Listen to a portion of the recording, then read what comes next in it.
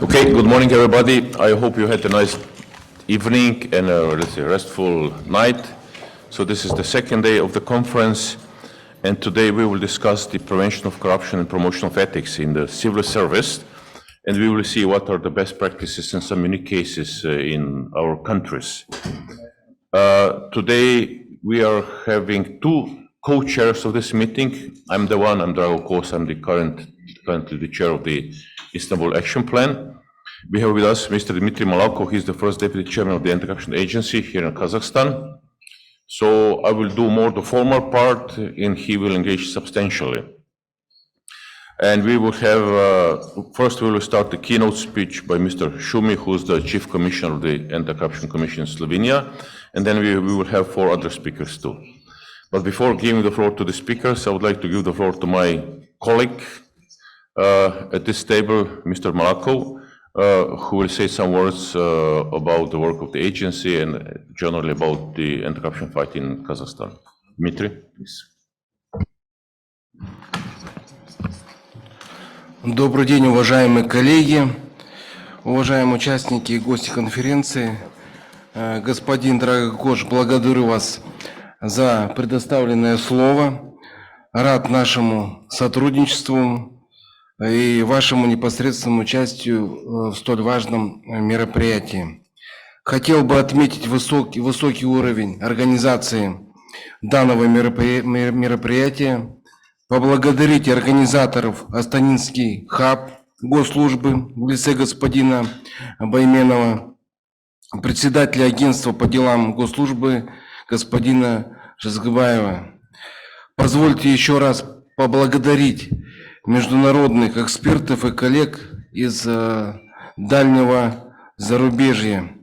Сегодня панельная сессия посвящена вопросам предупреждения коррупции и этики на государственной службе. Еще говорил Аристотель, самое главное при всяком государственном строе – это посредством законов устроить дело так, чтобы должностным лицам невозможно было наживаться и, соответственно, совершать коррупционные преступления. Глава государства неоднократно отмечает, что борьба с коррупцией является одним из приоритетов стратегического развития страны. Политика Казахстана постоянно совершенствуется, исходя из запросов общества с учетом национальной практики и передового зарубежного опыта. Со вчерашнего дня мы делимся своим опытом по выстраиванию превенции коррупции.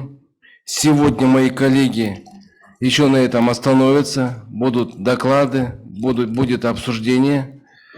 Многое уже сделано, но еще больше нам предстоит сделать в данном направлении. Мы полностью открыты и готовы к практическому взаимодействию на уровне двухсторонних и так и многосторонних отношений. Желаю всем участникам и организаторам конференции плодотворной работы, конструктивного диалога и эффективного взаимодействия. Спасибо вам.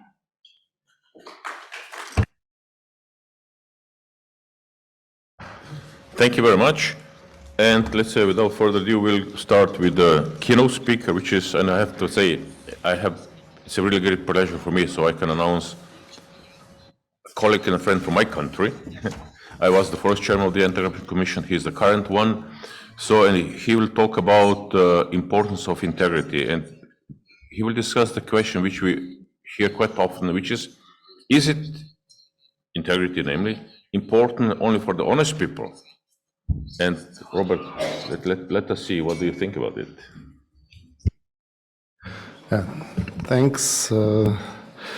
Good morning to everyone, and first of all, I would like to thank for the invitation to be a guest here.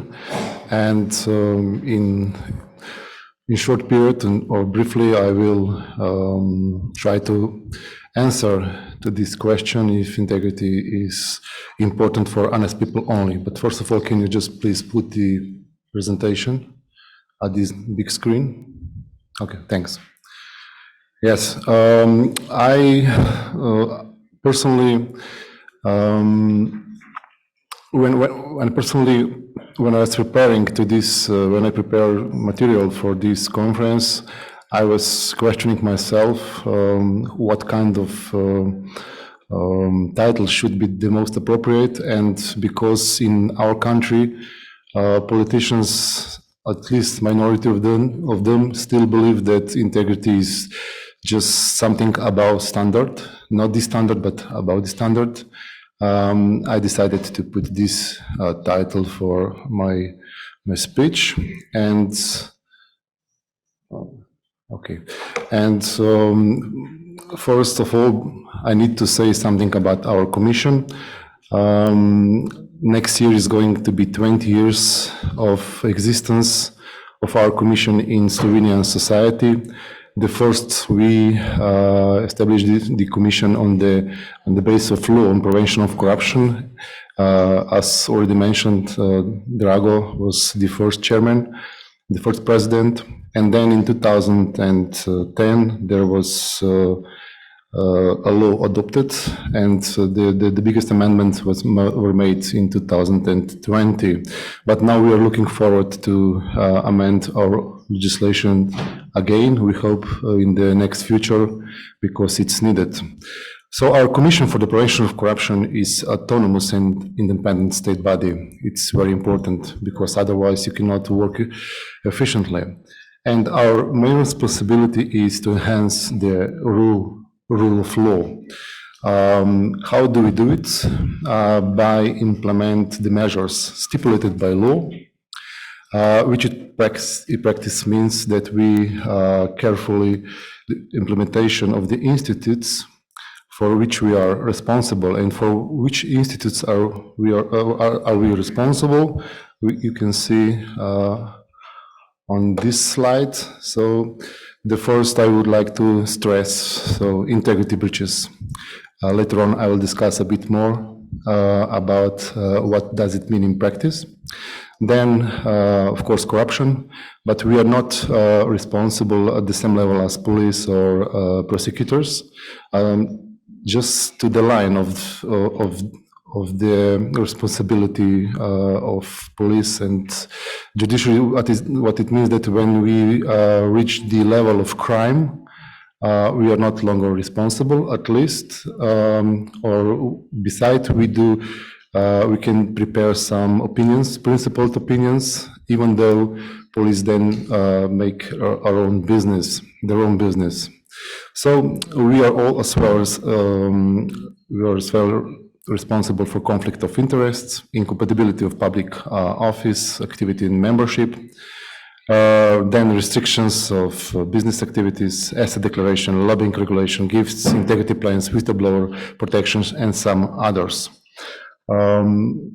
It's very important that we can start our work by our own motion, or by following reports submitted by a legal or natural persons. And we run administrative procedures, minor offense proceedings, and other public law proceedings according to the provisions of our Act. So I believe it's enough just for a short introduction. We have responsibility, but we have as well powers, but as already mentioned, not police powers. Our work is focused on two approaches, on prevention and on repression, or with other words, on supervision and on raising awarenesses in society. First, I will say a bit about repression, then I will explain you just one project of which we run on the field of prevention, and I will now focus only on integrity, which is by our law described as the conduct and responsibility expected of individuals and organizations in the prevention and elimination of risks related to the use of any authority, office, mandate, or any other decision-making power, contrary to an act, legally admissible objective, or code of ethics. So it's very wide definition, and our administrative code gave us a responsibility that we fulfill this definition in practice, and you will see what does it mean. But first, I would like to show you this arch. This arch, which is used in our country and across the globe for more than 20 years already. And it shows that integrity is in this arch, I mean figuratively, is put at the most important place. And if you take integrity out of this arch, it will collapse. But what it happens with a human being when it stays without integrity? People do not trust him or her anymore. And integrity is correlated with trust, and therefore is very important. And whatever one does, it goes through integrity. Whatever decisions are made are reflected through the prism of integrity. And higher than you are at the position, more is important that you are aware of it. Therefore, we always show this arch, this metaphor to our stakeholders, to our public officials, holders of public functions, and not just in Slovenia, but as I mentioned, also as well in other countries.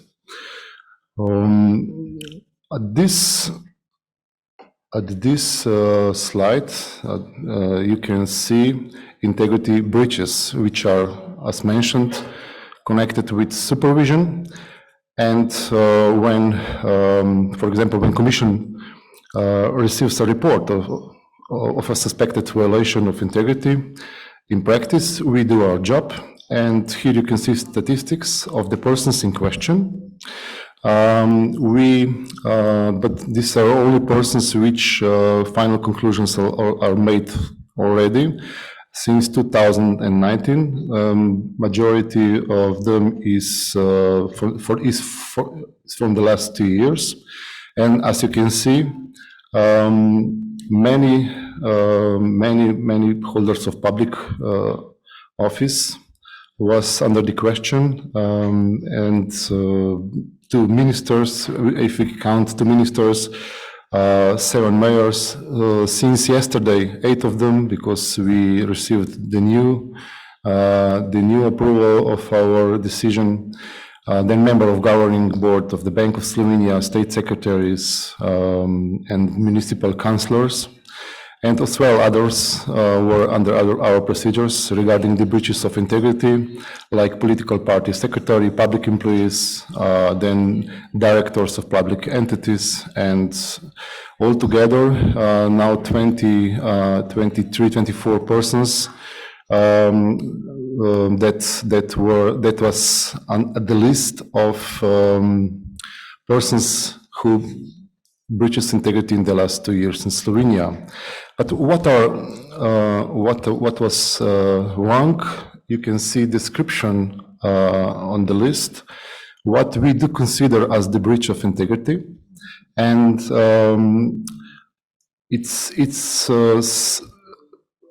I didn't mention yet. So, of 23 cases, 7 was already approved by administrative court. So we can say that these final violations of integrity now we'd like to become the standards in Slovenian public sector practice. But what did they do wrong? So we can say that misleading or lying to the public when you are a public official or when you hold a public office is not in accordance with integrity. So it means breach the integrity. As the same we can say about the illicit influencing on public officials in HRM business or in public tenders or public procurement procedures. Then hiring law firms that work for the same state body as at the same time when you hold the office and you are under the procedure of our commission. Not to disclose relevant information to your employee that you hide something. It's as well not in accordance with integrity. to influence rigging the public tenders so that you'd like to adjust something to put one into the in privileged situation. It means as well breach of integrity, or to privilege somebody in official proceeding in general. So it's, as I mentioned at the beginning, of our politicians usually understand as above standard. But we believe that our society deserves that integrity became standard. And therefore, these decisions are very important for today and tomorrow, and for the future, not for our generation, not just for our generations, but for next generations as well. And if we say that you are not in the position to lie when you hold the public position, and of course, it's not a crime by our law, but it's connected, it's tightly connected with the trust. It means that you cannot hold the position that people do not trust you anymore, and that you have to live. And if you see the European the practice, Scandinavian practice, there is a rule that you have to have high level of trust. But in our society, it's not practiced yet. I mean, in general, we would like to reach it, and our goal is that we raise this level higher as it's possible, high as it's possible. So, what about the sanctions for integrity breaches? Unfortunately, they are not specified in our law, because when law was adopted, there was a common opinion that moral sanctions and political sanctions will be sufficient, but they're not. They're not, because they are connected to the political culture. And therefore, we already propose to change the legislation, and we hope that fines or some other sanctions will be adopted as soon as possible. But nevertheless, last year, the Commission gained sufficient recognition with regard to its powers in dealing with violations of integrity and conflict of interest as well, according to the Slovenian sovereign holding. And what decisions was made, that when someone is fined as a person who breached integrity, can no longer hold the position on supervisory board or board of Slovenian sovereign holding, and on supervisory boards in companies under their management. It's very strict sanction, but we need to wait first how it's going to be in practice. So now, in theory, in law, it's a very good move, but not yet experimented in practice. So far, and that was from the angle of supervision, from the angle of repression. Now I will just briefly go through the most important project regarding the prevention. Besides, of course, we deliver a lot of lecture, a lot of trainings and educations to our public officials at all levels, and as well in the private sector. And we organize conferences, seminars, and projects on monthly basis almost. But this project, so-called Integrity, the generation's common goal, or the goal of all generations, is the most important project. We started 2 years ago, and it's a long-term project. And the most important goal or the aim is to enhance the integrity of the future society through the educational system at all levels. And we didn't prepare it alone. We were just, we made a proposal, and then together with the National Education Institute of Slovenia and Ministry of Education, we started with the first steps 2 years ago with the pilot project. And as you can see, the first pilot project was focused on pupils in primary schools. We would like to reach all types of pupils from kindergarten up to the secondary educational system. But we started, as mentioned, in the primary school, and the aim was to introduce the tools for strengthening integrity for pupils and as well the teachers in schools. And in 2021, we collaborated with 5 primary schools, and last year with 17 primary schools and 1 kindergarten. And this year we hope that this number will be higher.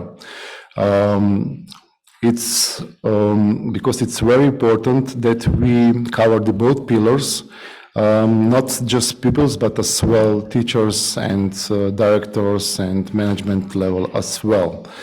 Here is the results. The first year we prepared, we organized the public procurement procedure, and then NGO organization was elected, and they prepared the first toolkit named Integrity in Personal Relations, which consisted from 10 modules addressing a particular value. For example, what does it mean honesty, kindness in practice, and so on.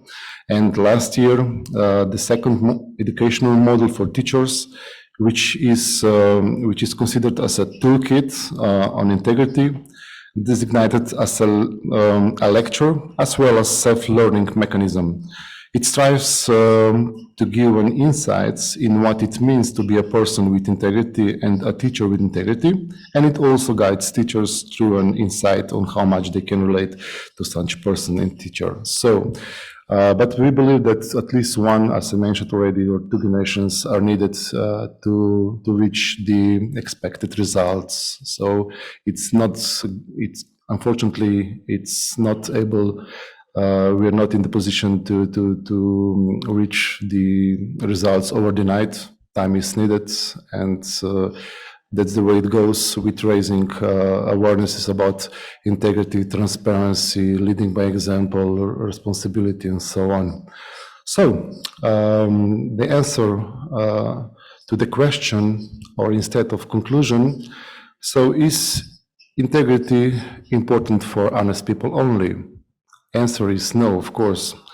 It's important for all of us, especially for holders of public office and public employees. And why? As already mentioned, because integrity is a precondition of trust.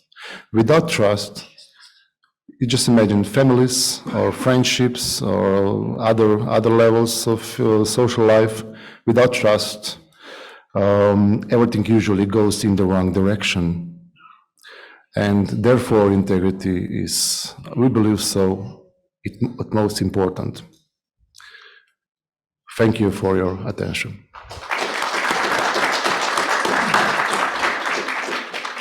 Thank you, Robert. So now we will proceed with the next speakers, and let's say the first one on the list comes from a country I've been there just 10 days ago, and I didn't want to leave. I just stood there for 2 days, and all the people I met, extremely friendly, warm, open-minded, so I felt even better than home in my country. So I said, I'm staying here. Of course, I had to go back home at 1 day, but it was really a good experience. So, and I have the pleasure and the honor to introduce Mr. Benjamin ABALOS, who's the secretary, which makes the minister of the Department of Interior and Local Government in the Republic of the Philippines. So all countries have the problems, but not so many countries have such nice people as you have, Mr. Minister. So the floor is yours. You can use the stair, and we will listen to the presentation on good governance, everything, everywhere, all at once.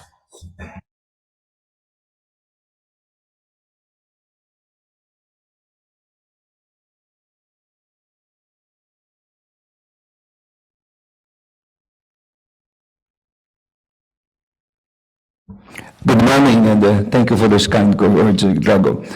So, I would like to cover the theme of the meritocracy, innovation, and integrity in my topic right now. Okay, so just to give you a clear view of what our country is, it's based on three branches of government: the executive, the legislature, and the judicial.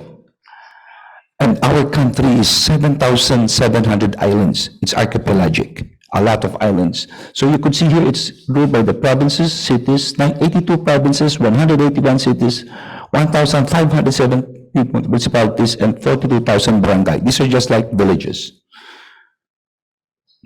Okay, so this one gave autonomy to each of these local government units. Remember, each of them have powers. Okay, so we are now the bridge with the national to the local.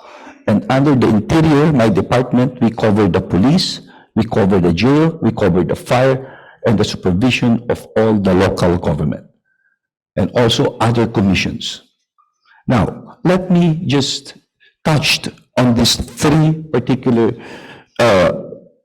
theme of the Constitution of the country, just three. Number one, under our Constitution, it says that the President shall supervise over all local government, and I am the alter ego of the President. And so because of this, we try to improve these fiscal capabilities through meritocracy. So under our theme for the next 6 years, it will be Unite, unleashing the maximum potential of local governments, nourishing the bonds within the national and the local, and of course, through technology, we innovate governance and enhance capabilities. And how do we do these things? Right after COVID, we have to have economic recovery.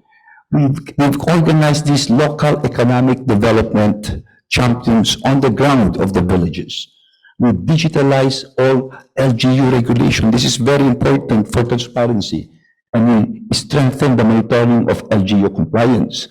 You know, each and every one has its own law, so we may have to make sure that there will be no pass-through fees or regulation, because sometimes they tend to be territorial. So we made a lot of these regulations in our department. And what is important is the ease of doing business, making sure that all laws are harmonious. And under this, we've got 4 focus groups. Number 1, streamlining business permit and licensing system. It streamlines everything, including the procedures. Number 2, which is very important, which is the building permit and certificate of occupancy. You know, we've just made 3 steps for simple structures, 7 working days for complex structures, and 20 working days for highly technical structures. If there's any complaint at all, it will be our ministry who will call on the attention of these government units. And what is important is to connect all 7,000 islands. So to do so, we needed shared infrastructures of fiber optics and underground laying. Sometimes they just sit on it, so we call the attention on this. And the 4th one is how to rationalize fees and charges. This is very important because different ones have different fees and charges. And going through it, how do we make sure that we also support the small, medium-scale industry? We promote what is called as the Local Economic Development Council. In here, civil society, the non-government organizations are invited to come in. The public-private partnership, again, government calls on the private sector to also help us. We strengthen this. And the 4th is what we call the balanced growth and opportunities for localities. Now, going through it, how do we make sure that everything is inclusive? It's not only government that's working. These are 6. Number 1, we make sure that there is meritocracy. What does it mean? We evaluate the performance of each and every local government, and then we give a seal of good local governance. We give awards, we give trophies for this. Compliance of monitoring system in place, conduct of audit, all audit of LGUs. We investigate complaints of business sector against LGU, continuous policy development, and of course, convergence with other government agencies. I'll give you one example. Let's talk of a village. Some of our village are rebel infested, some. Just some, because they're in the mountains. So what we did, we had this program. We've got about 1,406 beneficiaries so far of the village. And this is just a picture of how we do it. We go down and then we just discuss it with them. No, with all of this, what do they need? Do they need electricity? Do they need roads, etc.? So like, we call it a retool community support program in the barangay. Like this one, this is the actual village. These are far-flung areas. So this is the governor, and they need water, they need road, and they need electricity. What was the result? The result is that we've completed 43.94% and about 89.9 projects funded through it. We've built electrification in these far-flung areas, farm-to-market roads, health stations, school buildings that they need, assistance to cash for work. And not only that, what is important is a whole of the nation approach. It's not government working, it's involving the private sector.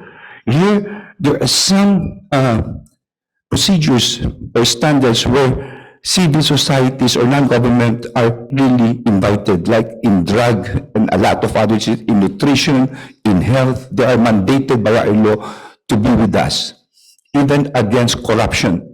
So this is just one of example where we invite the private sector, the civil society organizations in our conferences and assembly. And this is also where we assess the grade, because we've got the barometers, parameters for actual excellence in service. So we, in our department, each and every provinces, cities, we assess if they are really an awardee of this. So of this, we've already awarded 17 provinces, 59 cities, and 276, and these are the criteria from financial administration, disaster preparedness, health, environment, etc. All aspects of good governance to make sure there is excellence program in our country. These are just some of the examples of the awards that will be given. This was just this year. Number two, just share in the economic tax. This is another constitution. We must make sure that the national tax, each of us must have a just share. And so because of this, what we're trying to do is have interventions for those cities who are poor, or those municipalities, those villages. So we've tried to have 4 quadrants: high capacity, high performing, against low capacity, low performing, and in between will be the low capacity, high performing, and low performing, high capacity. We've designed several interventions to our local government academy. And the third, how many more minutes do I have? Okay, I'm just on time, 10 minutes. The third one, the Constitution says that the maintenance of peace and order and the protection of life, liberty, and poverty, and promotion of the general welfare are essential for the enjoyment of all the people of the blessings.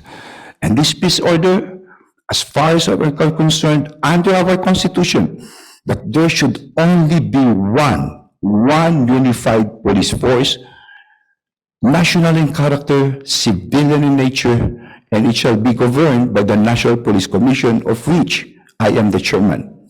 So peace and order is very important. With all that we did, as I've showed you, this is now the fruits of the harvest. In the far-flung areas like the Abu Sayyaf, these are the rebel groups.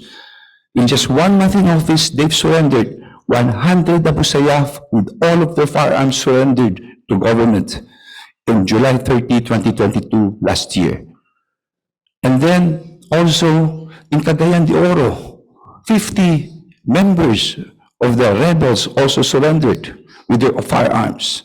In Abra, also they surrendered in Tayun.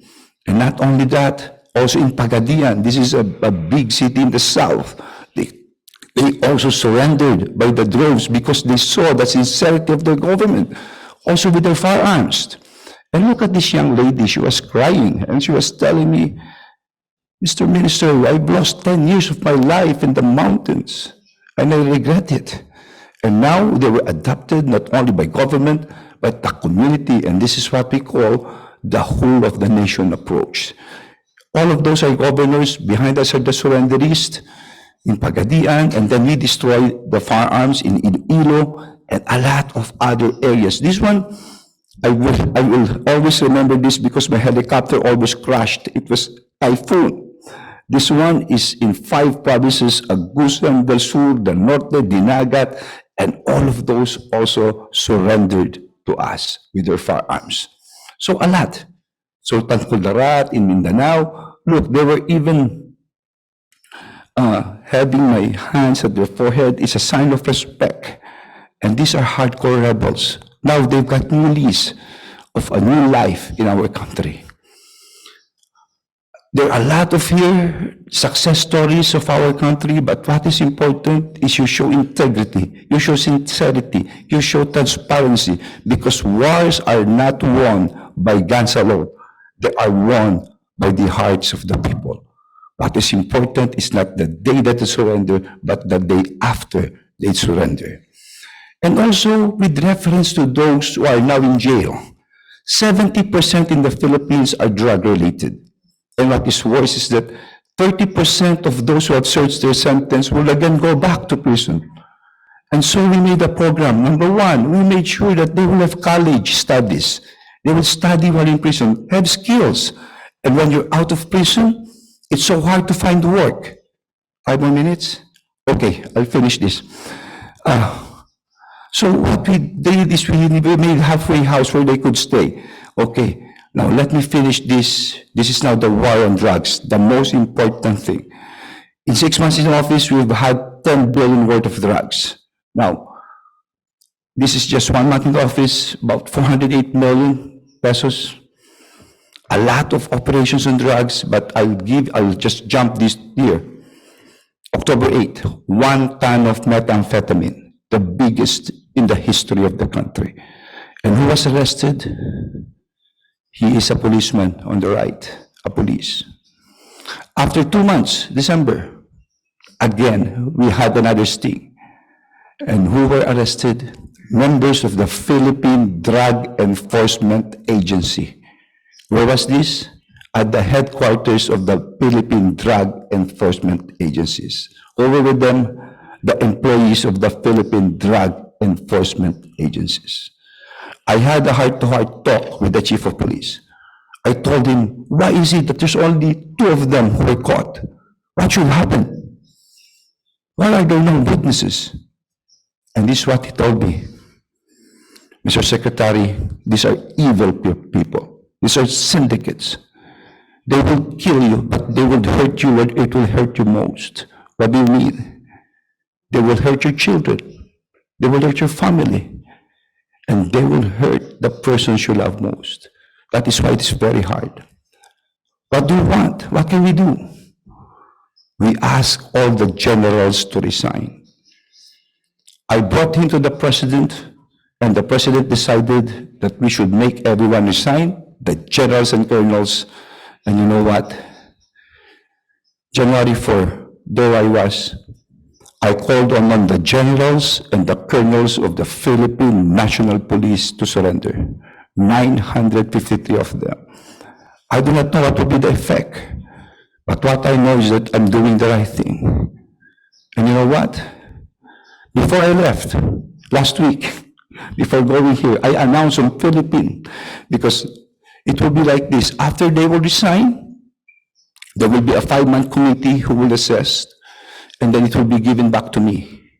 And then those who were assessed, we have already initiated cases against 2 generals and 2 colonels. And let me state, these are only few people, only very few, but they hold very sensitive and critical positions. That is why this is a very important thing. And so of the 953, of the 53, 32 of submitted. The rest were not accepted. Only 32 will be for further investigation, and 4 cases were initiated against 2 generals and 2 colonels. And we're not yet finished on this. When I come back to the country, we're going again against politicians and those involved in government. We will make sure of that. But the war on drugs is not just about supply reduction. Even if we arrest every day, it's just like a tree. If you cut the branch, another will just appear. What is important is you also cut the roots. What do I mean? It should also be on demand reduction. Other government agencies, the users, the pushers, We need help from the labor. We find them work, livelihood, the family, the religion. That's what is important. And you know what? There was an experiment actually done of mouse and rats. They were given a choice, water or methamphetamine, and all of them chose methamphetamine. But they tweaked the experiment. This time, the rats were made to do some exercises. They were made to run in mazes, and they were again given a choice. This is an actual experiment. And you know what? All of the rats this time chose water. They avoided the drugs. And this is what we're doing. We call it BIDA. BIDA means B, buhay life, ingatan, you take care, drugs, droga, ayawan, avoid drugs. And so, this is the BIDA program. You see, I'll just show you. I still have 2 minutes. Can I just show you? I've been going around, I'm already 61 years old, but I'm promoting healthy lifestyle. I've been running twice a week just to promote this all over the country, and it's been going around. And the last is, let me emphasize, it's not only about lifestyle. It's not only about demand reduction or supply. It is also tweaking the policy. Remember about COVID? We all had this RT-PCR so that we will know who will have COVID. That's what we're going to do. 2 weeks from now, we're going to have a signing of some companies, big companies who will volunteer, that each of them will have a drug program and testing of all their employees. Imagine if government employees will have testing of drugs, even private ones, we could limit the use of drugs, and we will win this war against drugs. Can I just show the video in just 1 minute more? Okay, thank you so much.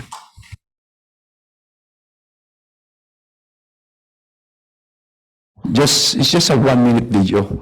I just saved it so that you will see what we're doing all over the country with this. The war on drugs is much like a tree. Para itong isang puno na maski putulin natin ang sanga, may panibagong sanga na tutubo at papalit. Kaya kung gusto mong putulin ang puno, kailangan tanggalin ang pinaka-ugat nito. In other words, to truly eradicate the abuse of illegal drugs in the country, we must address its root causes and answer the question of why is there a demand from the people in the first place? What we are doing is a holistic drug reduction campaign that masters the cooperation and unity of the government, the church, and the various sectors. Ginagawa natin ng konkretong hakbang ang mga aspetong sasagot sa drug demand. Pinapalakas natin ang mga opportunities for employment, education, at social empowerment. And we make sure that all our efforts go down to the barangays and reach the grassroots. Seryoso, desidido, at higit sa lahat, may aksyon. This is our whole-of-nation effort to eradicate illegal drugs in the country. Ang ating panawagan, buhay ingatan, dahil dito, hila ka! Paunlarin natin ang ating bayan, sama-sama sa kaunlaran, tulungan natin ang kabataan, huwag tayong mag-alinlangan. Paunlarin natin ang ating bayan, magsama-sama sa kaunlaran. Mamamayan, labanan ang droga.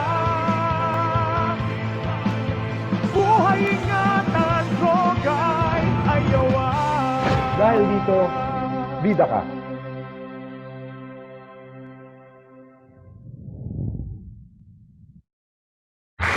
Well, I know that the ministers of interior are usually, let's say, the busiest ministers in every government, but let's say in case of Philippines, this is pump up to a volume which we cannot even imagine, as we can see.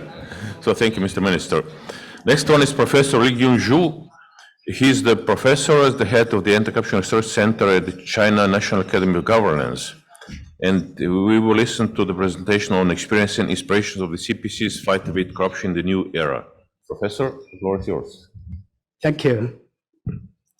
Thank you, Mr. Drago and the Minister of the Mikolov, both of you.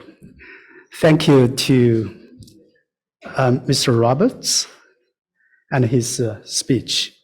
Thanks to Minister Benjamin's speech.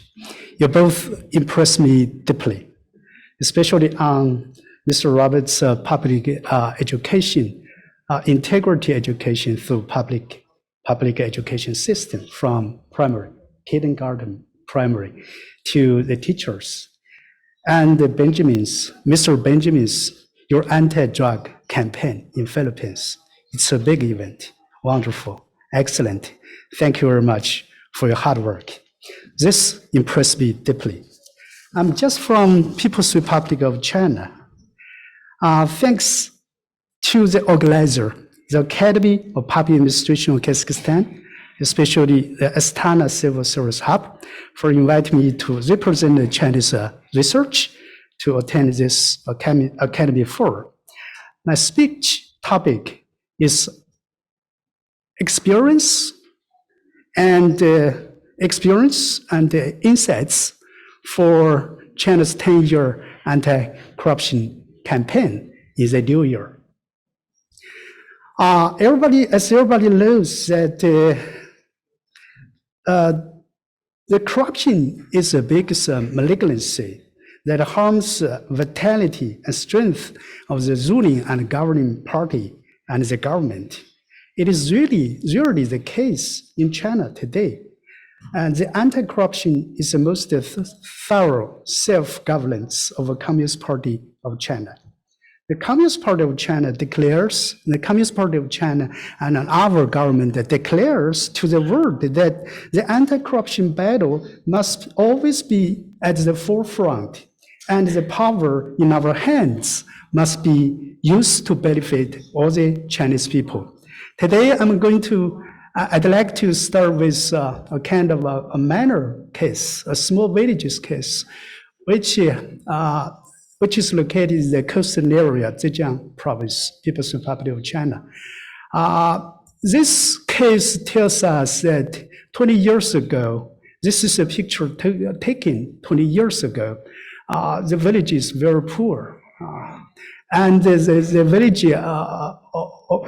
village self-governance committee kind of corrupt.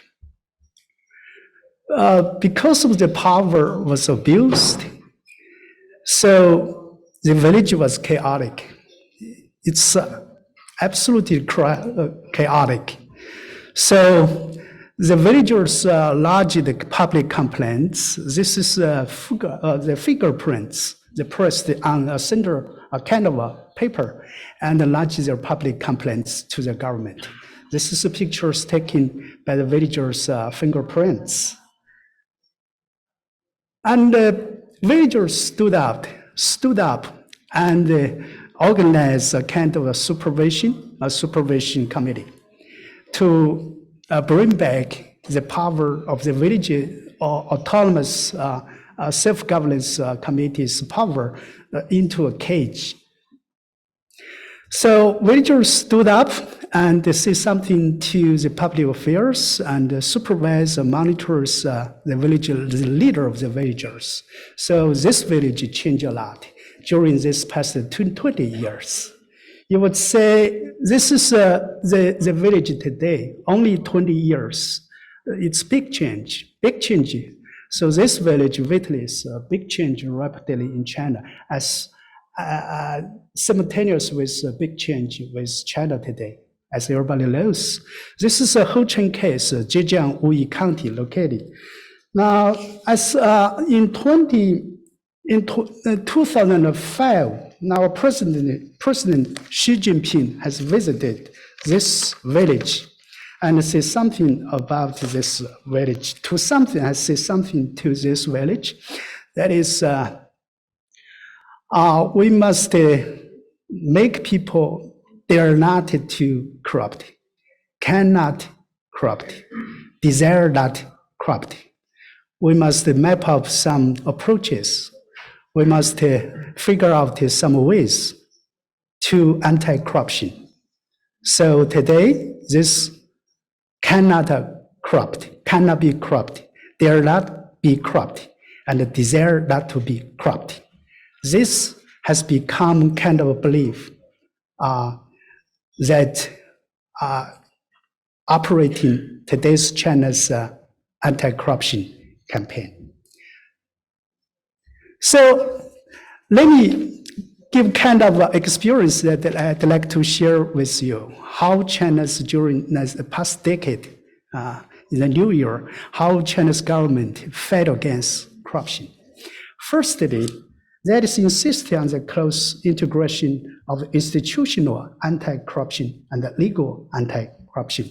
As Mr. Robert put it just now, the legislation plays much more important role. There are many two types of anti-corruption legislation system in the world. As everybody knows, most countries adopted the decentralized anti-corruption legal system.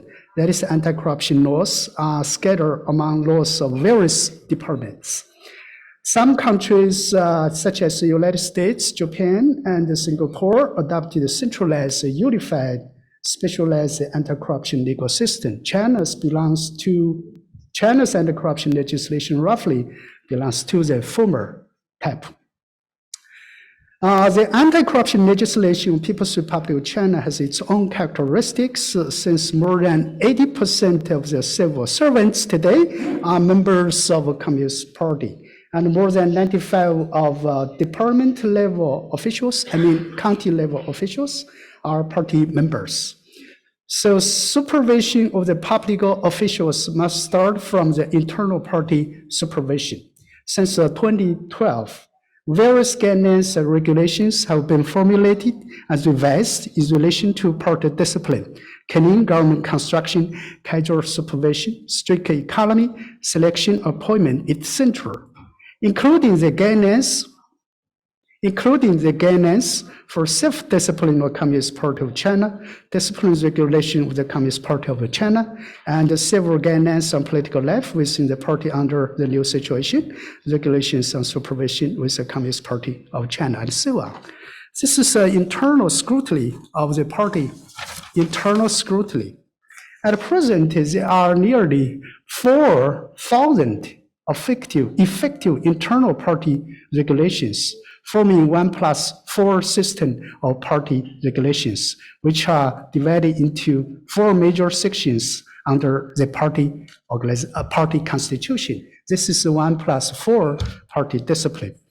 In addition to the institution anti-corruption regulations by the CPC, national legislation against corruption by the state also include the supervision law of the People's Republic of China, the administrative discipline law of public officials of the People's Republic of China, the supervisory official law of the People's Republic of China, and regulations on implementation of supervision law of the People's Republic of China have been promulgated and implemented, among others. Since the 18th National Congress of Communist Party, the Convention of and the sentences of standards for crimes of corruption and bribery have been further improved through the formulation of amendments to the criminal law and related judicial interpretations.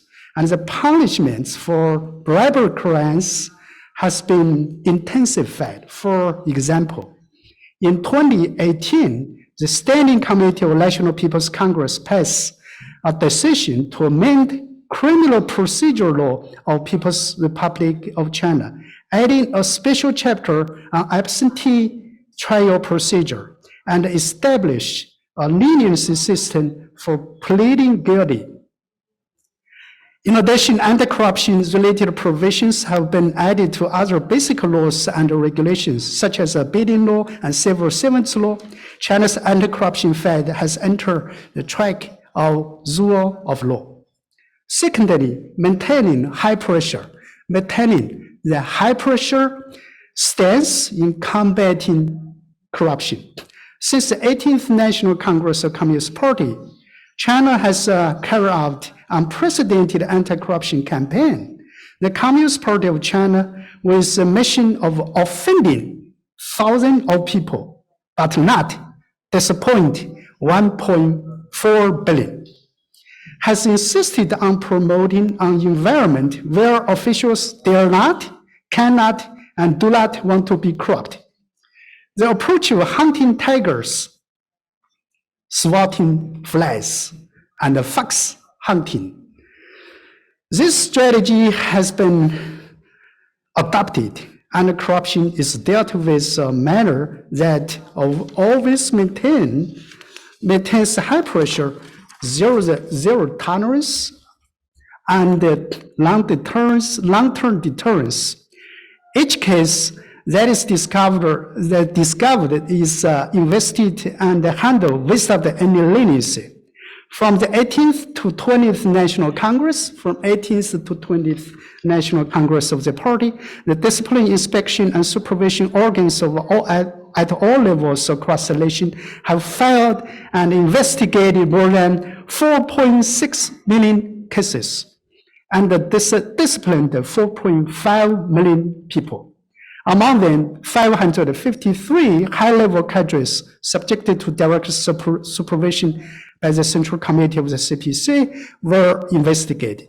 More than 25,000 county-level cadres were disciplined, and 182,000 county-level cadres were disciplined.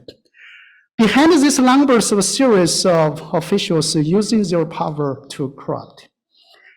And for individuals, each is a great tragedy, of course.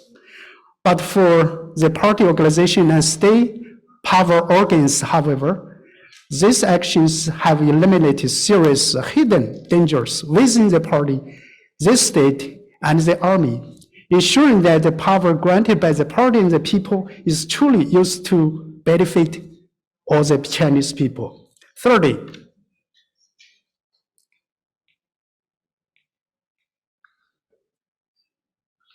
I'm short-sighted, so I cannot see the slides far away.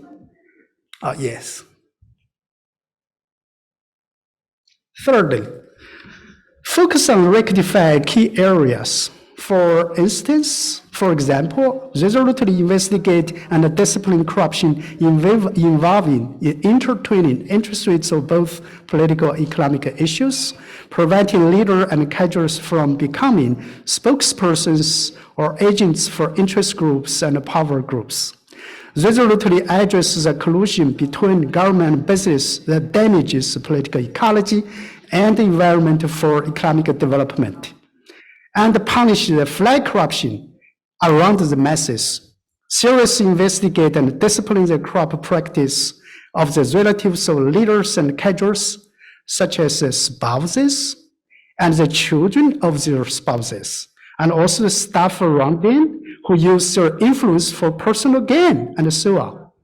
Insist on investigating both bribe taking and bribe giving, improving laws and regulations of punishing bribery, establish and improve a joint discipline mechanism for those who offer bribes, and thoroughly punish hidden and the new types of corruption. So this is the third experience. The fourth experience is intensified international efforts to pursue fugitives and recover stolen assets. The People's Republic of China is deeply involved in global anti-corruption governance.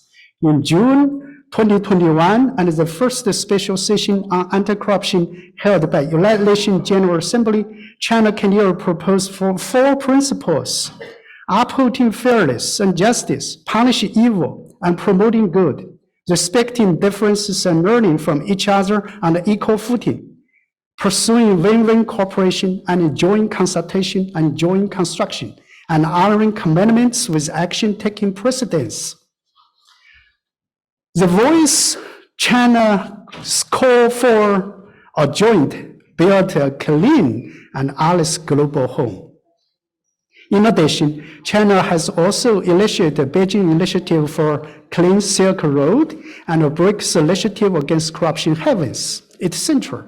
According to the implementation regulation or supervision of People's Republic of China, the National Supervisory Commission coordinates and cooperates with other countries, regions, and international organizations in anti-corruption international exchanges.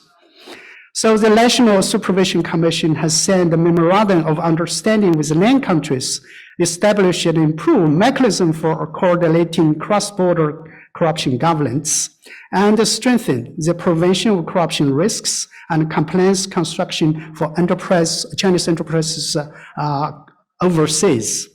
Since implementation of the Skylit operation in 2014, China has recovered 10,000 fugitives for more than 120 countries and regions and retrieved 44 billion yuan in stolen funds. 61 out of the top 100 Red Lotus fugitives have been brought to justice. There are many stories behind these numbers. Fifth and lastly, we adhere to integrated approaches to make sure leaders and creditors, they are not to be corrupt, cannot be corrupt, and desire not to be corrupt, exerting our efforts simultaneously and in the same direction and comprehensively. So in sum, from the experience of China's 10-year anti-corruption struggle in the new year, I would like to share the following 4 insights with you. First, the ruling party must have a firm determination to fight against corruption and a strong will to struggle against corrupted officials. Second, the fight against corruption must gain the support of the people. On December 13th, 2014, General Secretary Xi Jinping, during his research trip in Jiangsu province, came to a certain village and met an old party member named Cui Zonghai, who had been in the party for 53 years. He's a senior citizen, has a 53 years of party career, held the General Secretary's hand and said, General Secretary, hello, you are nemesis of the corrupt and the lucky star of the people across the country. Xi Jinping said to the crowd, I will not let down expectations of the people across the country. According to the public opinion survey by the National Bureau of Statistics, before 18th National Congress of the party, the satisfaction rate of the Chinese people with the party's cultural integrity and anti-corruption work was 75%. But this rate has increased year by year, reaching 95% by 2020. In 2022, 97% of the Chinese people recognize effectiveness of the comprehensive and strict governance of the party, and a greater increase of the 22 points from 2012.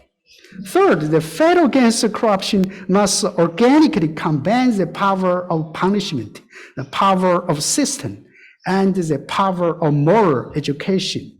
Fourth, in the fight against corruption, international cooperation must be strengthened. Corruption is the biggest challenge to effective governance by governments around the world. The ruling and governing parties of all countries should start from improving their national governance system and environment, but also start from international cooperation, leaving no corner, no room for the world where the corrupt can hide.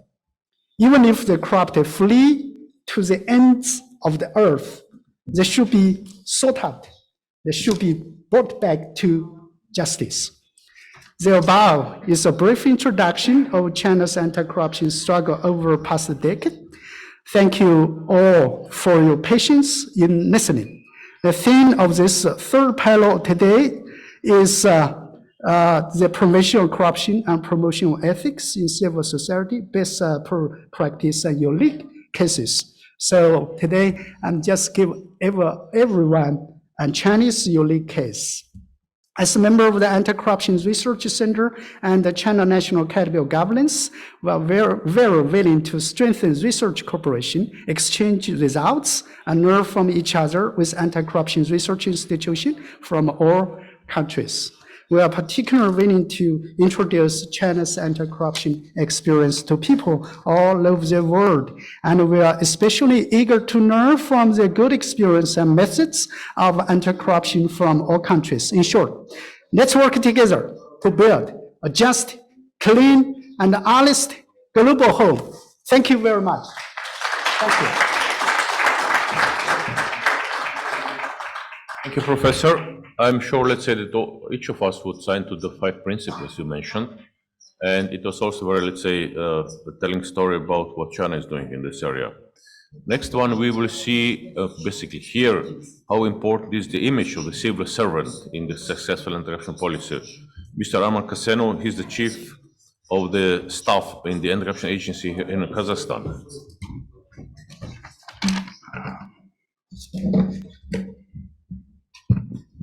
Хайрлтан. Добрый день, уважаемые участники конференции. Хочу поприветствовать всех на таком представительном большом мероприятии, поблагодарить организаторов за предоставленную возможность поделиться опытом работы казахстанской антикоррупционной службы.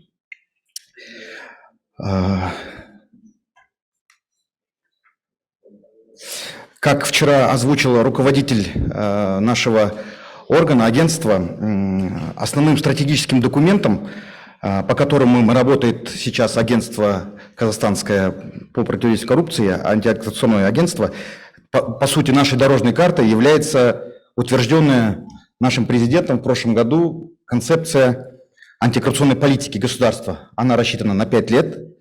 На ближайшие 5 лет, коротко скажу, учитывая регламент, антикоррупционное агентство Казахстана – это самостоятельный орган, подотчетный исключительно президенту, не входит в состав правительства и совмещает в себе функции как превенции коррупции, так и функции уголовного преследования. Учитывая регламент и тематику мероприятия, подробно на концепции останавливаться не буду. В ней 61 положение, 61 пункт. Она размещена на нашем сайте агентства на 3 языках, поэтому все желающие могут с ней ознакомиться. Но все положения этой концепции вытекают из 3 основных векторов нашей работы.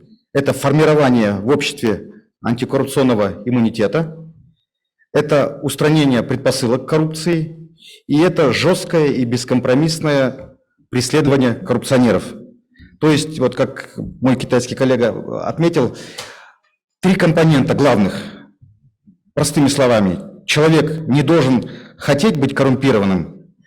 Второе, человек не должен иметь возможности быть коррумпированным. И третье, человек должен бояться быть коррумпированным. Вот эти 3 основных кита, на которых выстраивается сейчас политика, антикоррупционная политика в Казахстане. И, как вы видите, именно вопросы добропорядочности, в том числе госаппарата, для нас стоят на первом месте. Но, конечно же, достижение добропорядочности невозможно, все-таки невозможно без остальных 2 факторов, и все они между собой взаимосвязаны. Поэтому коротко я остановлюсь на 2-м, то есть начну со 2-го и 3-го компонента, буквально в нескольких словах, то есть меры законодательного, административного характера, которые принимаются государством. 2-й компонент. Второй компонент – это проводимая в Казахстане дебюрократизация и цифровизация. У нас есть программа «Цифровой Казахстан», и сейчас уже 93% всех государственных услуг, то есть взаимодействие человека и государства, осуществляется в электронном формате. При этом 80% этих госуслуг можно получить путем простого смартфона. Уже 5 лет, если касается уголовной сферы, 5 лет в Казахстане работает электронное уголовное дело. Это тоже прозрачность, цифровизация, соответственно, более связано с соблюдением прав участников процессов. 88% административных штрафов, ну это в основном органы полиции, сейчас оформляется на планшетах. Если вот гости, кто впервые в Казахстане, в Астане ездят, видят сейчас, что все полицейские, у них нет бумаг, у них только планшеты, останавливают машину, оформляют, все делается на планшете в режиме онлайн.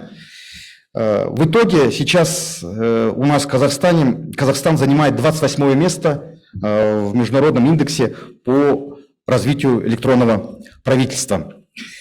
Третий компонент – это жесткость закона и неотвратимость наказания. Ну, здесь я всю историю нашего законодательства не хочу рассказывать, но вот последние 3 года, если взять, то у нас введено несколько хороших законодательных институтов, например, персональная ответственность руководителей за коррупцию подчиненных, политические госслужащие, то есть министры, первые руководители обязаны подавать вообще в отставку, если коррупция допущена его подчиненным.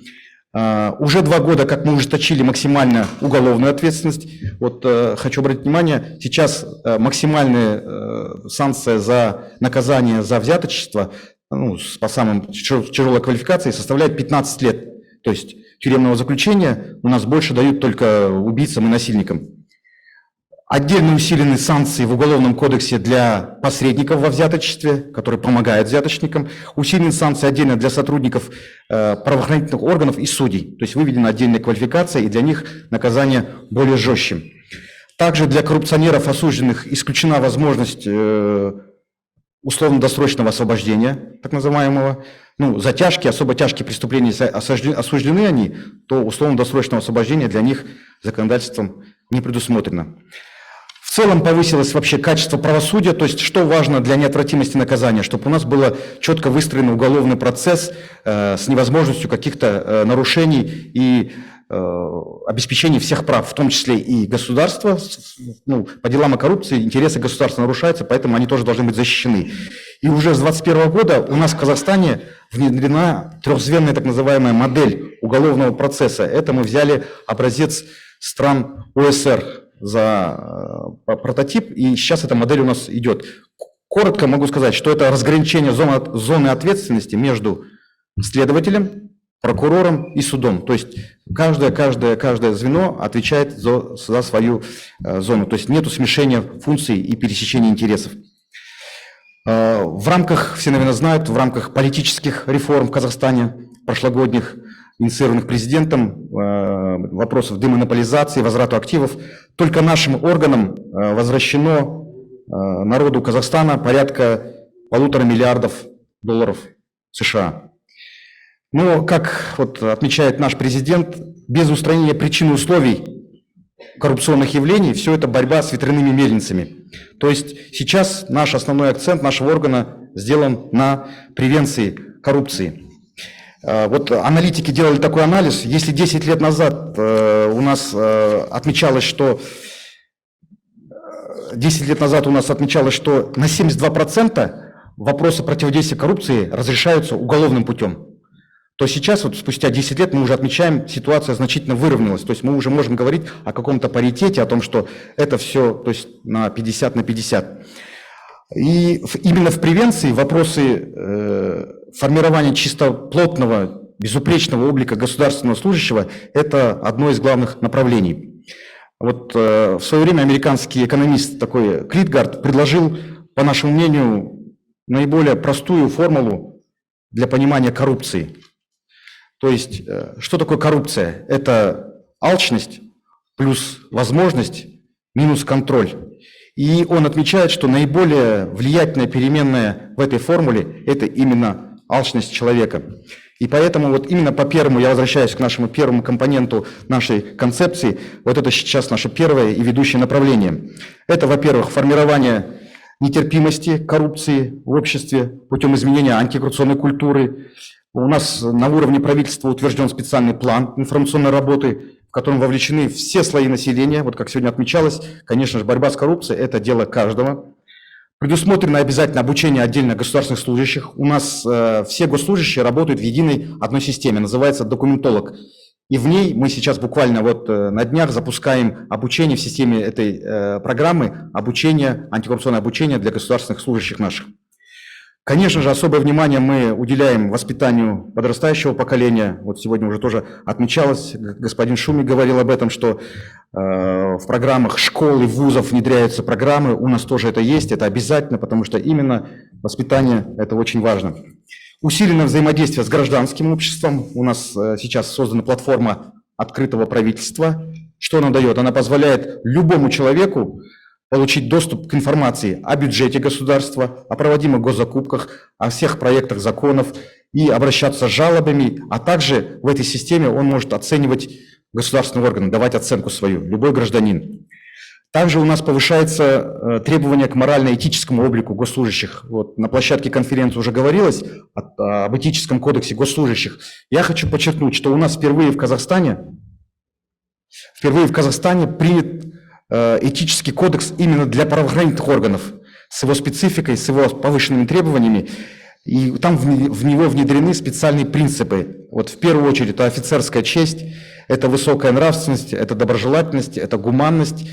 И эти принципы требуют именно от нас, от людей в погонах, обладать высокой репутацией, таким личным авторитетом большим, обязательно, конечно же, чистой совестью, скромностью и честностью. Прямо в кодексе предусмотрено, что сотрудники правоохранительных органов не должны иметь и должны избегать различных компрометирующих связей, взаимоотношений, финансовых, деловых, которые могут повлиять на беспристрастность и объективность исполнения им своих профессиональных обязанностей. Именно для нашего органа, антикоррупционного органа, который стоит в первых рядах борьбы с коррупцией, конечно же, где, конечно же, больше всего рисков, это наиболее актуально. Поэтому мы в своем органе особое внимание уделяем чистоте собственных рядов, меритократии. Сейчас вот в агентстве в 4 раза увеличилось у нас за последние несколько лет увеличилось количество сотрудников, которые выдвигаются именно на вышестоящие должности. Вот, действительно, такого раньше не было, но сейчас у нас рост. Вот вчера даже на встрече нашего руководителя ведомства с господином Джактой, сам господин Джакта отметил, что неоднократно приезжая в Казахстан, он видит как бы одни и те же лица, то есть руководители, которые были когда-то на уровне исполнителей, становятся руководителями. Вот господин Бектенов, сейчас господин Джумагали, он их знал до этого в качестве сотрудников этого органа, но на среднем звене. Сейчас они становятся руководителями. Это действительно наш антикоррупционный орган, пример такой меритократии. Но одновременно, конечно же, мы усиливаем ответственность и служебную дисциплину. И вот одним из инструментов, который внедряется именно по инициативе нашего органа, это проверка на антикоррупционную устойчивость Integrity Check.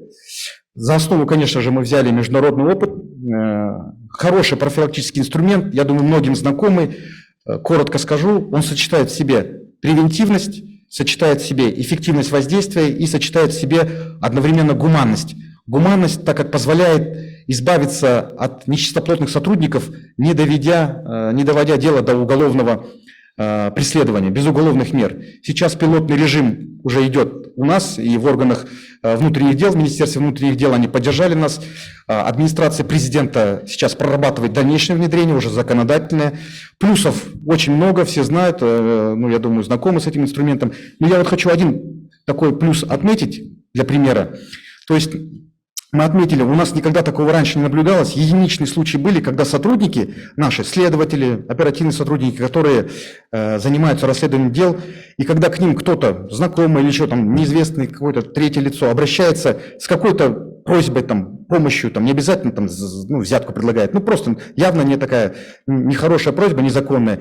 Наш сотрудник может отказать, но он не реагирует на это, просто и тут коррупционные риски есть, потому что это все в тени. Сейчас, думая, что это integrity check, наши сотрудники пишут, и вот у нас уже более 80 таких рапортов, когда сотрудник пишет рапорт о том, что к нему кто-то обратился с какими-то незаконными просьбами, с какими-то предложениями, хотя в отношении ни одного из этих 80 integrity check фактически не проводился. Но, зная, что, возможно, эта проверка идет, то есть профилактический эффект уже налицо у нас есть. Другим важным инструментом, который формирует именно добропорядочность госслужащего, это ответственность за необоснованное обогащение. Это логическое продолжение внедряемого в Казахстане всеобщего декларирования. К 2027 году у нас декларации будут сдавать все, без исключения, лица, физические, помимо госслужащих, все физические лица. Этот инструмент сводит вообще к нулю возможность использования незаконно нажитых средств, потому что будет сопоставляться доходы и расходы любого человека. И то есть этот инструмент должен сделать коррупцию, то есть материально невыгодной, вообще бессмысленной. И вот это тоже будет позволять, чтобы на госслужбу уже люди приходили не с мыслями обогатиться за счет казны, а уже будут приходить более чистоплотные, более честные люди.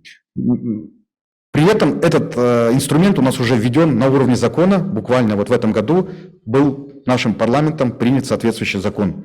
И там предусмотрены различные фискальные, карьерные санкции. Детально с этим законом можно ознакомиться на нашем казахстанском портале законодательства. Там этот закон подробно изложен. Вчера мистер Ван ден Бруйне говорил, рассказывая об опыте Бельгии, говорил о важности развития института whistleblowing, то есть называемые осведомители. Конечно, это тоже важный инструмент, для нас он во многом такой новый, но мы сейчас работаем над ним, он стимулирует нетерпимость коррупции как среди госслужащих, так и среди граждан.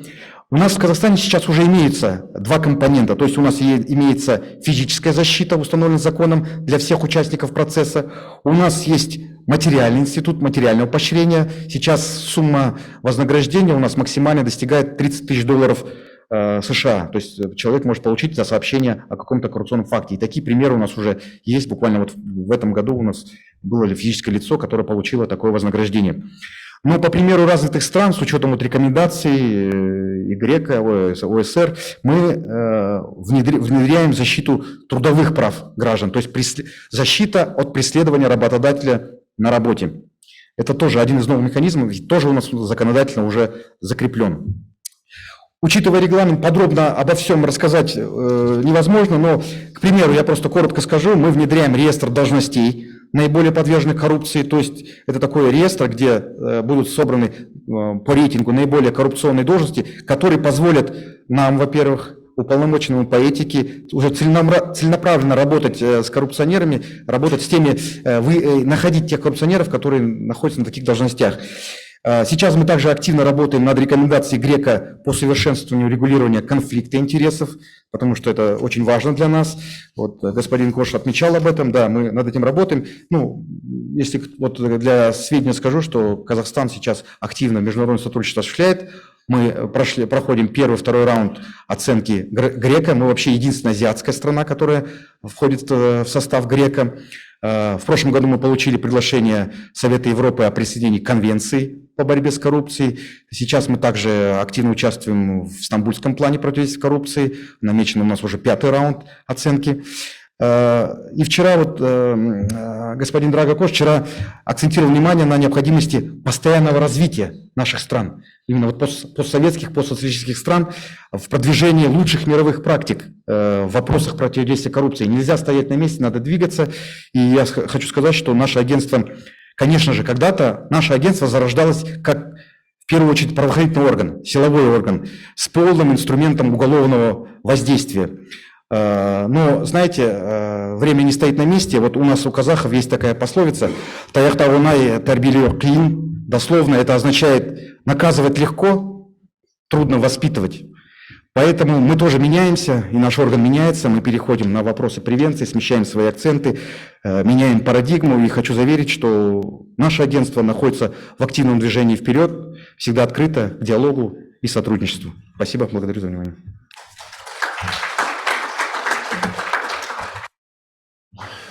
Thank you, Arman. So we have to make a tough decision now. You see, we are running out of time for questions and answers, and what we'll do is the following. Since the presentation of Dr. CHAKRABORTY from India is pre-recorded, and you cannot ask any questions on, so we will do the following. Those of you who have interest to see the presentation, which is entitled Policy Reforms for Improving the Operational Impartiality of the Central Bureau of Investigation in India, you can take a look by yourself at the website of this conference. And we will use the remaining time for Q&As. And since we started a bit late, we will extend our session for 5, maybe 10 minutes. We'll see how many questions we will have. And if there's still something be open, then I suggest you to jump on our speakers bilaterally during the coffee break afterwards. So the floor is open for questions and answers. And we already have first we have the gentleman here, then gentleman over there. So we just need somebody to help us with the microphone, or you can go over there, yes. So thank you very much, and I express my gratitude to all participants and our chairman and our colleagues. But before I address a question to Mr. Robert, I would like just to comment or to introduce two main points which are very important for preventing the corruption and for increasing the integrity within the civil service. First, in my understanding, it will be much more sufficient if we will feed the competency of integrity into the job descriptions of the civil servants, which you also did in Armenia, and it will provide an opportunity not only to train civil servants based on this, but also to feed afterwards or in performance management plans and to assess the integrity level of the civil servants on the individual level. And the question is addressed to Mr. Robert. I'd like to hear from you what means, in your understanding, the integrity plans, which are also introduced in your first slide. And does it mean the integrity does it mean the integrity steps or steps how to achieve the integrity on the individual level or on the division level or on the level of the authority? Thank you very much. Thank you. Well, we will collect some questions and then we'll give some answers. So there, the gentleman over there.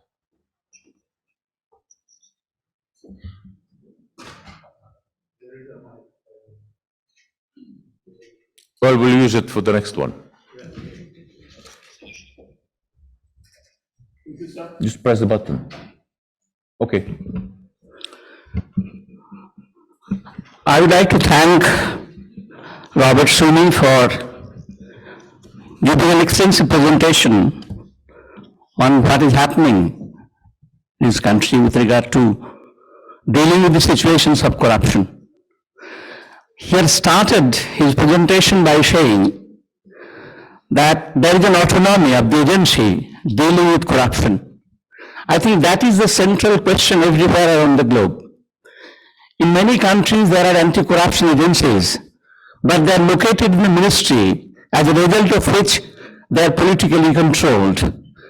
In one of the countries I am not mentioning, the Supreme Court has said that the anti-corruption agency is a sort of a parrot in a cage.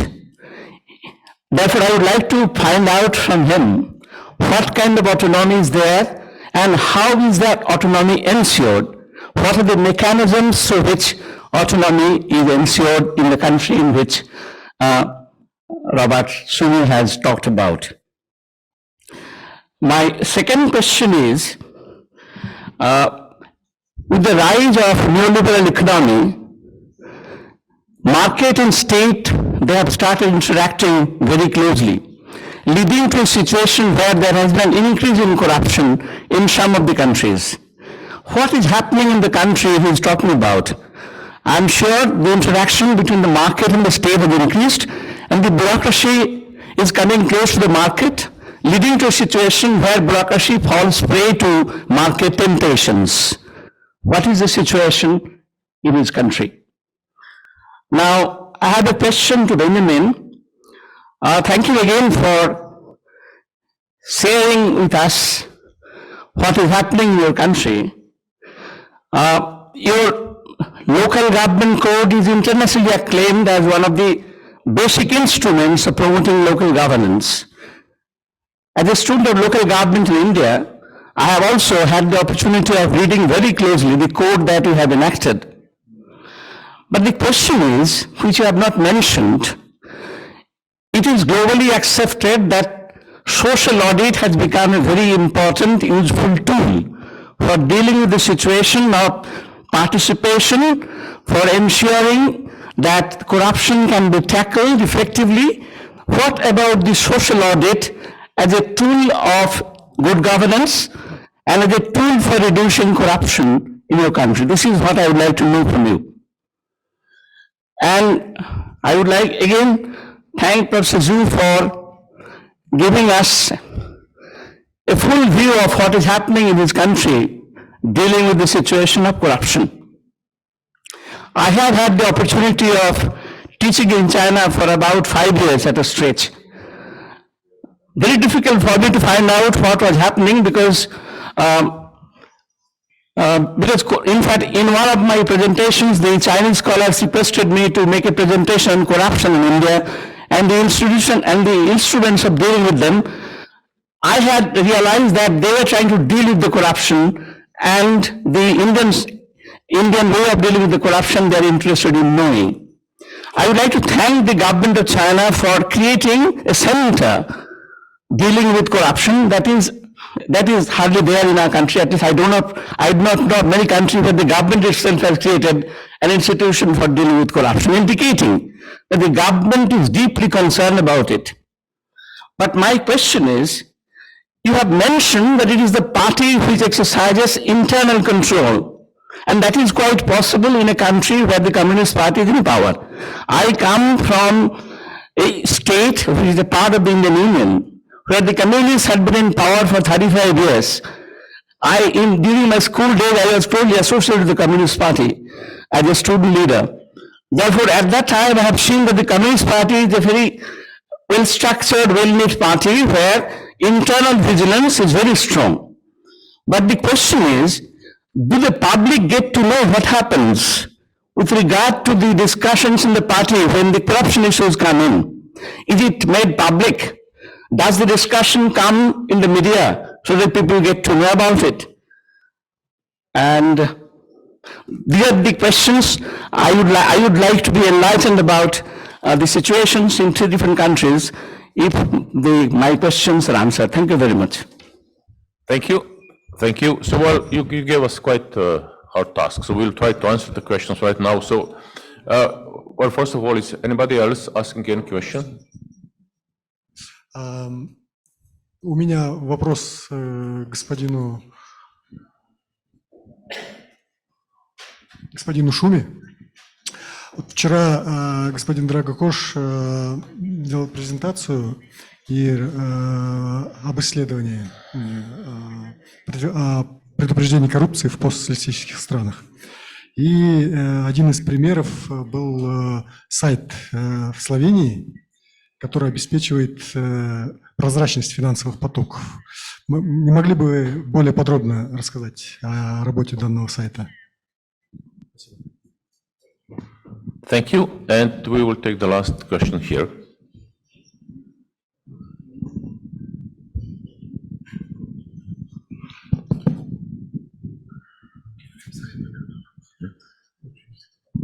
Thank you very much. 2 quick ones. The first one goes to Robert on the issue of integrity, education, emphasizing on honesty, consistency, and public education, and the rest. My question is that, do you have any means of measuring your compliance with the education that you are doing to people, and has it improved the system? Do you have any measures of enforcement of the issues of honesty in your system? How do you enforce it? The second one goes to the minister in Philippines. He started on the issue of devolution and local government. Once you mention devolution and local government, it brings in the concept of centralization and decentralization. And on the centralization and decentralization, we are allowing local powers to build capacity, build human capacity, build financial capacity in order to do a lot of things for yourself. Yes, very hardworking minister doing a lot for his community. But to what extent were you allowing decentralized bodies and devolved bodies to build capacity for themselves and to deliver services for themselves? Thank you very much.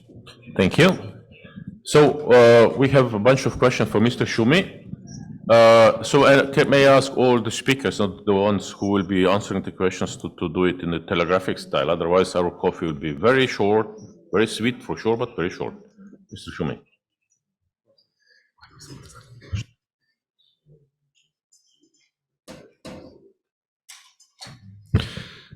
I will try to answer step by step. So the first, how to learn ethical behavior, how to raise awarenesses in practice, how to behave in accordance with integrity. So we believe that integrity is accordance between what one believes, speaks, and does in practice at the same time. And that's how we start to learn at the kindergarten and then follow up to the adult level. So of course we are focused on the work environment, so public sector in general. And it's very important that when we touch the highest level, that as mentioned already, that they are persons who deserves high level of trust. So we combine both together, integrity on the one side and trust on the other side, and they are connected. They are, of course, as mentioned already, the trust is always results of high level of integrity. Regarding the autonomy of our commission, yes, we are independent state body, we are autonomy, but government give us a budget. So it means that we are not totally independent, and if government is not following our recommendations, decisions, and they are not satisfied with our conclusions. For example, when we do a lot of work with the ministers, yes, they can be influences on the cut of budget. But that's the way it is. It's parliamentary democracy, and parliament at the end decides on the budget of our commission as well. How to answer on the connection between the economy and the states? We believe that there are three main pillars which has to be fulfilled. The first is integrity, the second is transparency, and the third is responsibility. If you are a public holder, if you hold the public position and you are aware that public good becomes first and then private interests, there is no such a worry about the combination between the state and the private sector. And the last answer regarding the measurement, we do not have measurement which is scientifically proven as, for example, as a tool that they could show that we are efficient. We believe, because we discuss and cooperate with all possible stakeholders from the state and even in Europe in general, that we are on a good way.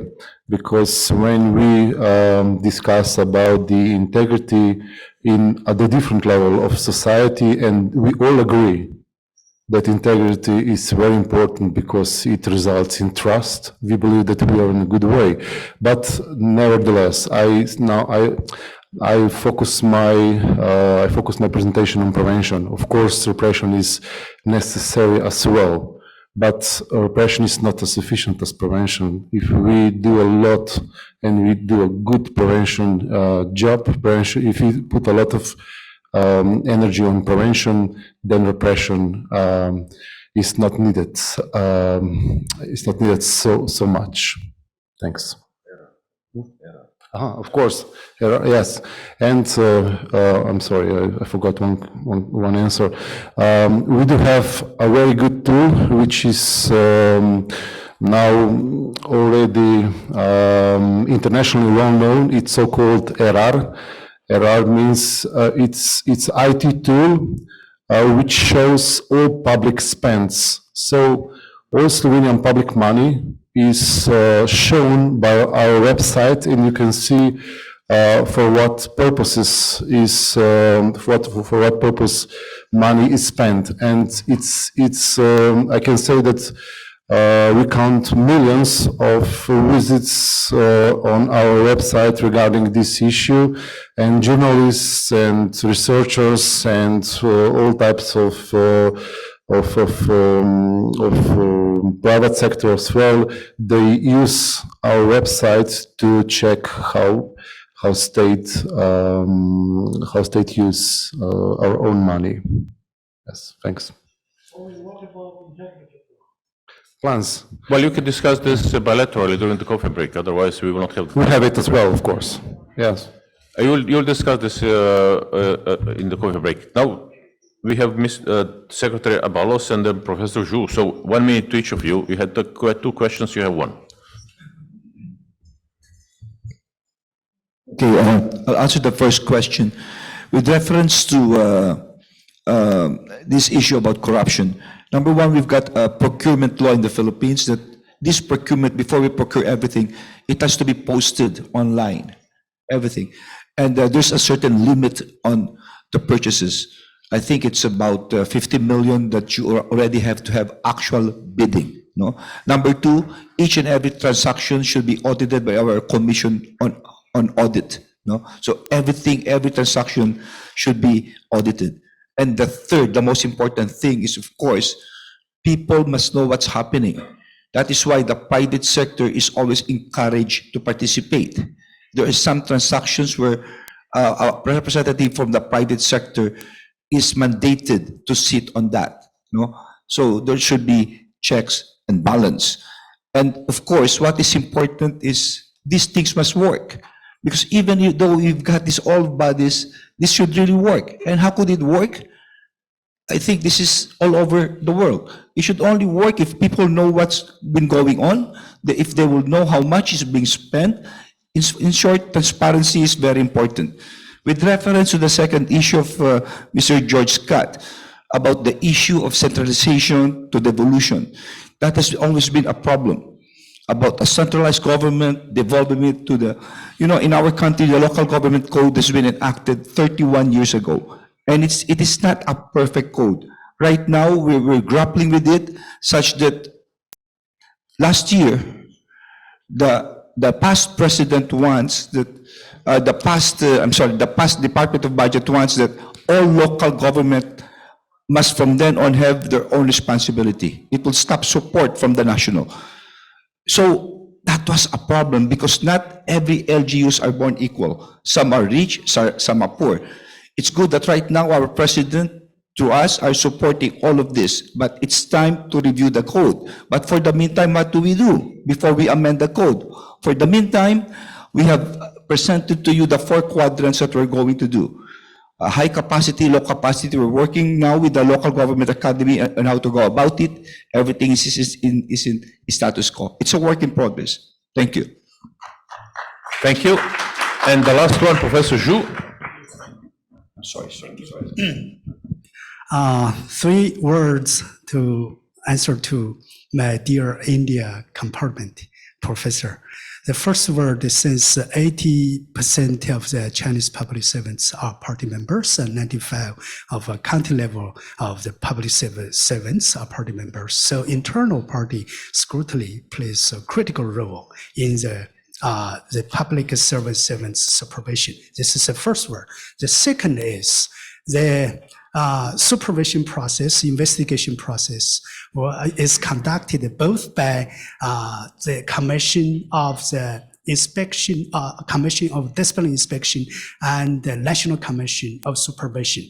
So because of the investigation process must be compliant with some certain law. So let's be a little bit of a secret, of course. So the public do not know all the process, all the procedures. So let a little bit more secret. The third word is that the internal party scrutiny cannot work as joint forces without being coordinated into the public supervision, audit supervision, and the mass media supervision. So China today, we coordinate the internal party supervision into the audit integration, legal supervision, audit supervision, and kind of the public opinion supervision. So the public learn more and more about the results of the courts, give kind of rulings.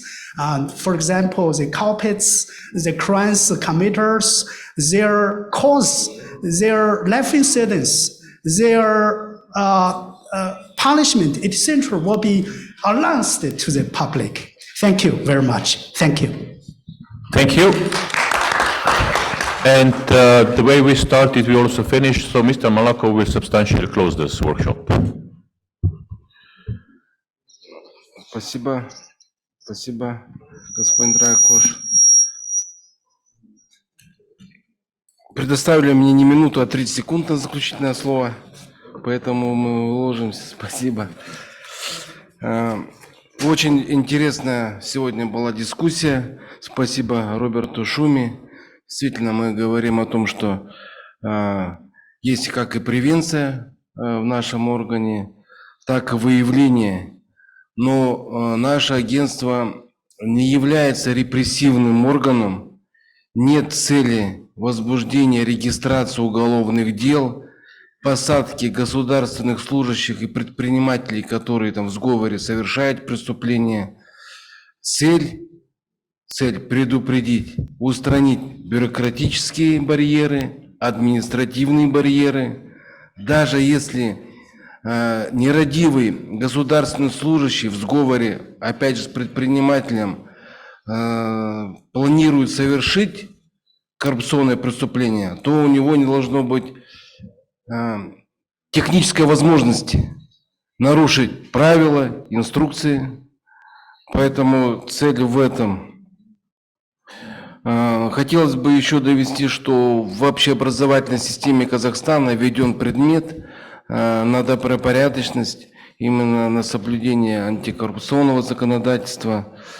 Начиная с того, что мы в школах начинаем преподавать, что и мусор нельзя бросать на улице, нельзя нарушать, опять же, законы, правила.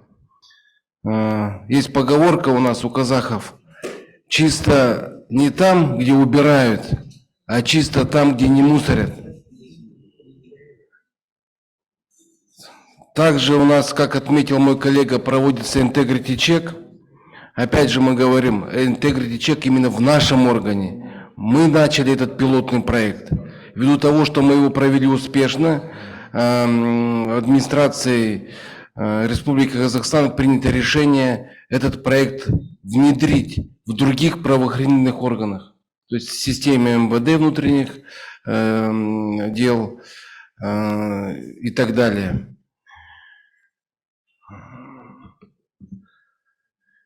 Спасибо, Бенджамин ABALOS. Действительно очень интересная информация, для нас очень значимая, нужная. Это я многие пункты записал ваши. Один из пунктов я записал, что спортом нужно заниматься 2 раза в неделю, чтобы выглядеть в 61 год, как вы. Я тоже этот пункт указал. Я младше вас. Вот. Мне 49 лет, но я хочу выглядеть именно так, как вы. Ну и работать так же, как и вы.